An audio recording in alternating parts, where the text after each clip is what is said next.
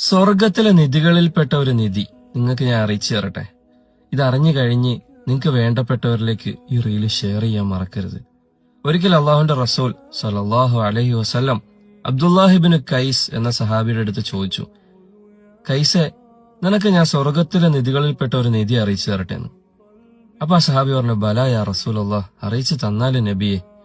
ഉടനെ നബി പറഞ്ഞു, അക്സിർ ഖൗല ലാ ഹൗല വലാ ഖുവ്വത ഇല്ലാ ബില്ലാഹിൽ അലിയ്യിൽ അളീം.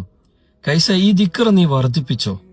ഇത് മറ്റൊരു ഉമ്മത്തികൾക്കും നൽകപ്പെടാത്ത സ്വർഗത്തിലെ നിധികളിൽപ്പെട്ട ഒരു നിധിയാണ്.